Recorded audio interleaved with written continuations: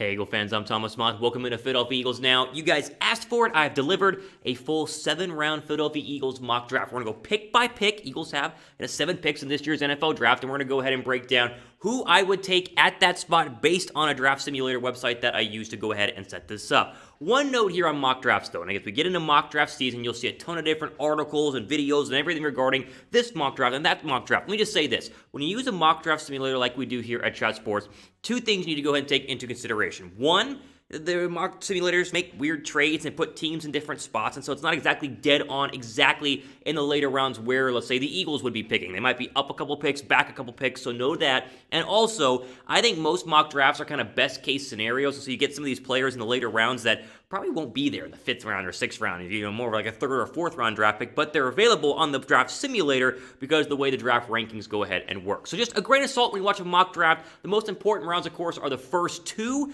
and then all the later rounds are, trying to fit the best position based on the best player available. But I will say this, the Eagles draft this year, 2021, is extremely important. I don't have to tell you guys that. You guys fully understand just how big of a deal this is going to go ahead and be. Quickly, the draft begins April 29th. Thursday night will be the first round. We'll have plenty of coverage here on the channel. And as of right now, they have 7 picks that could become 8 based on some compensatory picks. But we're going to go ahead and do 7 picks here in this draft. And of course, draft day trades, as the Eagles normally do, can add or diminish the amount of draft picks you have because they will be trading those. Big team needs, we mentioned this in a video a couple of weeks ago. Wide receiver, number 1. Linebacker, 1B, as I like to say. Cornerback, very important. Pass rusher there on the defensive line. And offensive line round out my top 5. You can put those in any order that you want, but those, to me, are all big needs you need to go ahead and address in the draft. And as far as overall draft picks, here's your current list as the Eagles currently stand. The most important ones, number 6 overall and number 37 overall in the 1st and 2nd round. No 4th round draft pick this year. They traded that one away. Last year, they get a couple of 5ths, one from Dallas. That was a trade from last year as well. And then one in the 6th and one in the 7th round at the same time. So there's your overall draft look. Let's go ahead and jump into, of course, the picks here in just one second. First, a quick question. Offense or defense at number 6? This is the big debate here. You go corner, you go linebacker, you go wide receiver. I'll tell you who I took here in one second. Give me 1 for offense, though. Type 2 down below for defense. And while you guys are down there, make sure you guys are subscribed. We do tons of draft coverage leading up not only to draft night, but on draft night as well. I mean, listen, Philadelphia Eagles Now is your best place to go ahead and hang out leading up to the draft. That way, 1, you can just get the latest Eagles news and rumors, and 2, you're notified and up to date on, some more players the Eagles could potentially take, maybe in later rounds, as you'll learn later on in this video. All right, so let's go ahead and jump into the first round here, the 6th overall draft pick. Let's go and throw you what the draft simulator did the first 5 picks. It was Trevor Lawrence, 1 for the Jags. Justin Fields went 2 to the Jets. Devonta Smith went to the Dolphins. The Alabama pairing there with Tua Tagovailoa. Zach Wilson, the Falcons. And Sewell, the offensive tackle out of Oregon, to the Bengals. That leaves the Philadelphia Eagles with Ja'Marr Chase. That's who I took, number 6 overall. Here's the deal. He's the best wide receiver in 2019 by far. He might have been the best wide receiver in 2020, although he opted out in the 2020 season due to COVID and probably due to the fact that LSU as a team wasn't overall that great. There's a debate saying Smith is better, Devonta Smith is better, Ja'Marr Chase is better. I would take Devonta Smith over Ja'Marr Chase if Devonta Smith was there, but as these mock drafts show, sometimes the players aren't there and you must readjust. I am not one of those guys that says it's Smith or bust, aka if Smith's gone, you take Micah Parsons or Patrick Surtain. I'm not in that group. I think you still need wide receiver 100% here at 6, and so I'll take either Ja'Marr Chase or Devonta Smith. I have seen some mock drafts where both of them are gone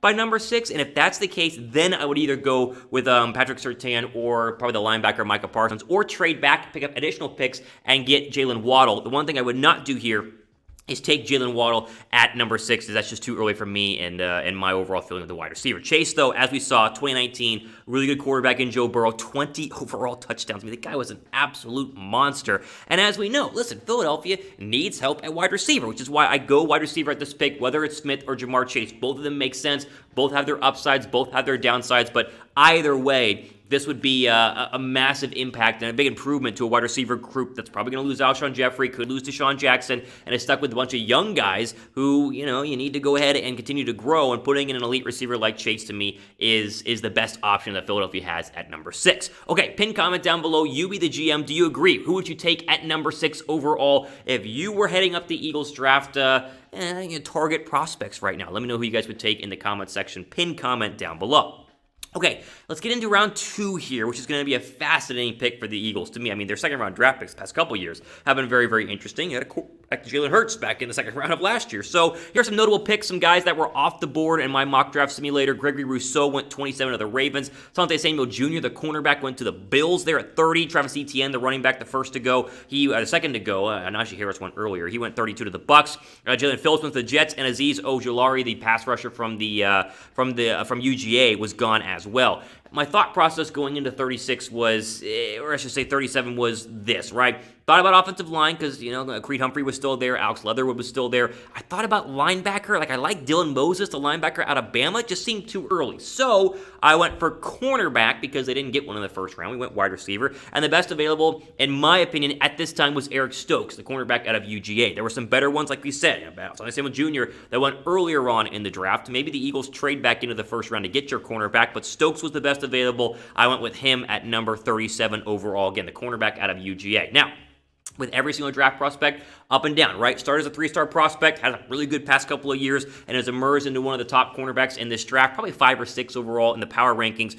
Good in man-to-man, but can also thrive in zone coverage. Philadelphia does a mixture of both. We'll see what the new defensive coordinator is able to do with that. He needs to be the guy, and they need to find the guy who is opposite of Darius Slay, because even though Avonte Maddox is signed, I don't think he's the guy that you want to go ahead and commit to based on what we saw production-wise in 2020. 4 picks for the Bulldogs, 2 pick sixes, which are important to go ahead and notice, and that was only in 9 games played. As we mentioned, throw up the cornerback depth chart right now. They got a couple of free agents, Roby Coleman, Cre'Von LeBlanc. They're both unrestricted free agents. You got to figure out who plays opposite of Slay, because Slay's really good, but we need somebody also good. That way teams don't just throw away from Slay like they did a lot of times last year. So I will go ahead and go with, again, Eric Stokes. Am I stoked about the pick? No pun intended. Not exactly. I would like to have some other cornerbacks, but this was the best available, and that's how mock drafts work. The guy you want isn't there, and so you pick the best available. I go cornerback here. It makes the most sense. Okay.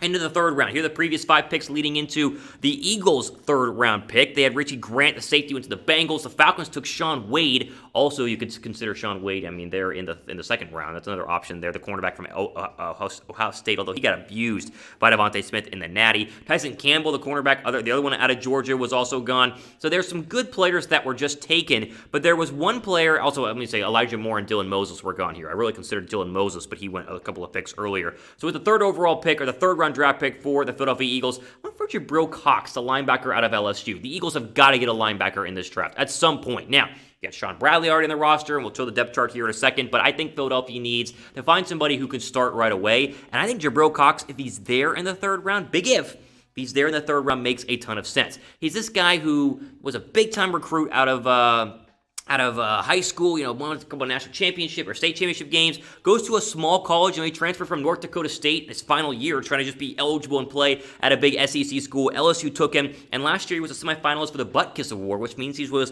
one of the best linebackers in the entire country, and he's like any other LSU linebacker, very athletic and really good in coverage. He's better than Dylan Moses, the Alabama linebacker, in coverage, but Moses is better in run blocking, or I should say run tackling, run stopping.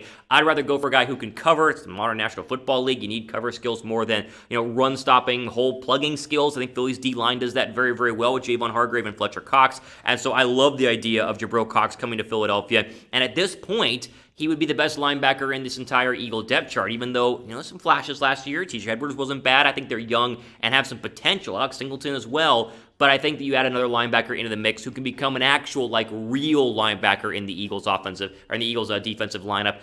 Maybe you go earlier with a Micah Parsons in the first round, but if you don't, you got to get one at least earlier on enough. And so I go Jabril Cox here in the third round. Honestly, I feel really good about my last 3 picks. We got the wide receiver, our corner, and our linebacker, all of which can compete for starting time. I'd feel great if this was the Eagles' first 3 draft picks. How big of a need do you guys think linebacker is? Is it so important you wouldn't want to wait till the third round? Or would you go ahead and take him in the second round, third round, first round? What do you think? Is linebacker a top need for the Eagles? Type Y down below for yes, type N down below for no.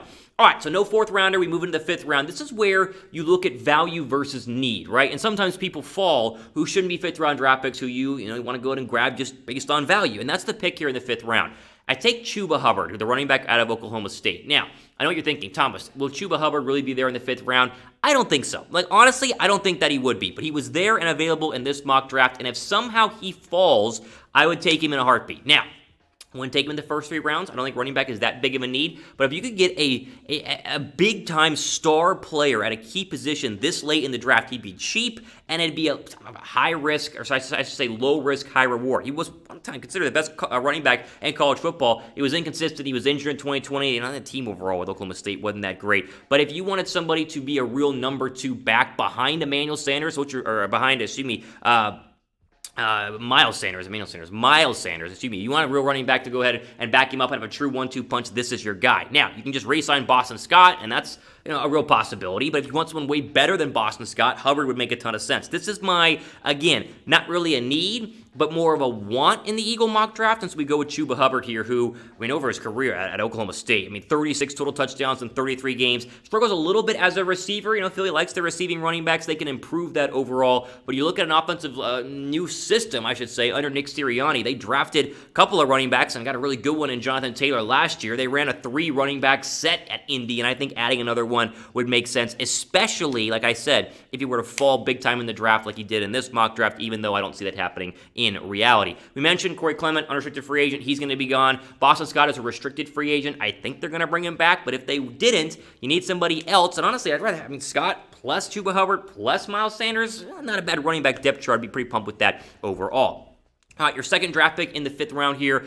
Again, we're going for potential and going for, I think, a need fill as well. We got to get at least one pass rusher in this draft, but I'm fine with going pass rusher later on than some other positions. I think later round draft picks, especially at the pass rusher position, can turn out to be pretty good. And SHAKA, the defensive end out of Penn State, is a great example of that. Very good outside pass rusher in terms of the fact he's a wide 9, quick, get around tackles to go ahead and get the quarterback. Very Josh Sweat-like, and of course Josh Sweat expected to be the starter at the defensive end spot if they let go of Derek Barnett. Sweat, again, a later round draft pick due to injuries. SHAKA has been, I think, overshadowed by some of the great pass rushers at Penn State. Yurder Gross-Matos, who of course was drafted last year in the 2nd or 3rd round, was the better pass rusher opposite of Toney at Penn State. But you want to add some depth. You want to do it in a later round, which doesn't guarantee he's going to be a good player, but maybe he turns out to be one of those better later round pass rushers. I wanted to get one, and he was the best overall available at the spot we were taking him here in the 5th round.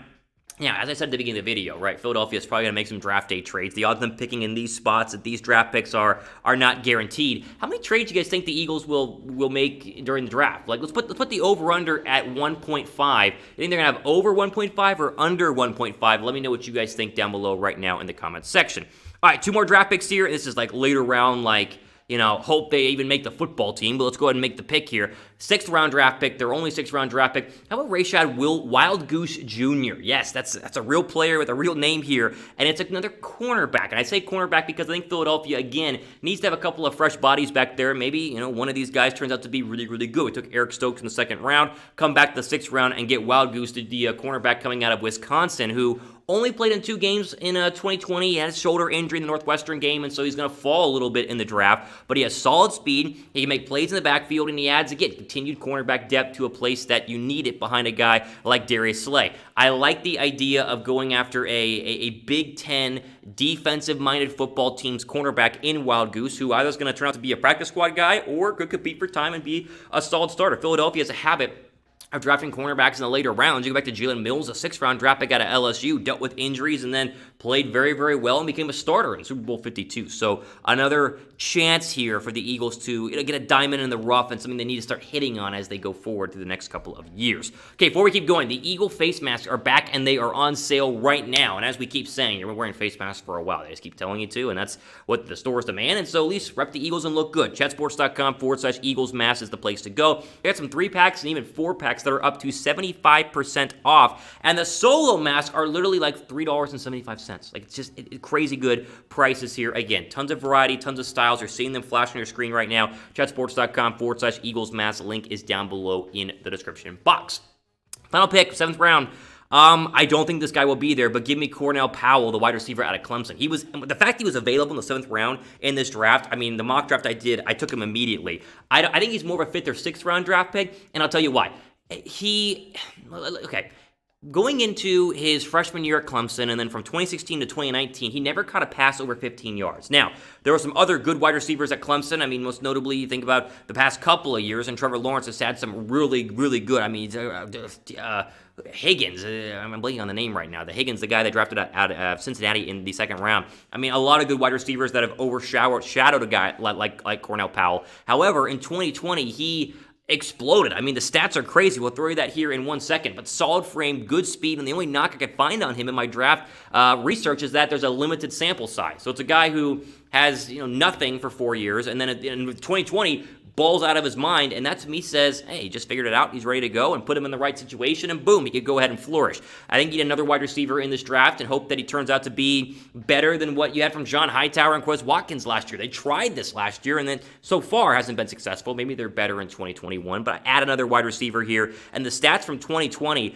53 catches, almost 1,000 yards, 7 tutties. I mean, that is fine by me. I mean, sign me right up. Again, CHUBA Hubbard 5th round, Powell in the 7th round. It's probably a little too late to pick those guys up in the reality of the actual NFL draft, but it's a mock draft, and so this is like the best thing that I could possibly take and the best thing that I could possibly do. Let's do our pick review here. I mean, I like this draft. I think the one place that I'm not thrilled about would be the 2nd round draft pick in Eric Stokes. I want a better cornerback than Eric Stokes. He was the best available. I'm not like super excited about him, but Jabril Cox in the 3rd round, if you can somehow get CHUBA Hubbard, SHAKA, TONEY, and then even Cornell Powell through the day 3, the later rounds of the draft, that to me is a big win for the Eagles, and honestly, not a bad mock draft. I mean, pat myself on the back. If the Eagles could pull this off, maybe they fire GM Howie Roseman, make me GM, because, I mean, this would actually be a solid draft class that could have some serious potential in Philadelphia. What's your grade, though, for my mock? A through F right here. Got to be at least a B, right? I mean, it's got to be at least a B+. I think it's an A-, though. I mean, Jamar Chase, maybe that's Devonta Smith. You feel better about it, but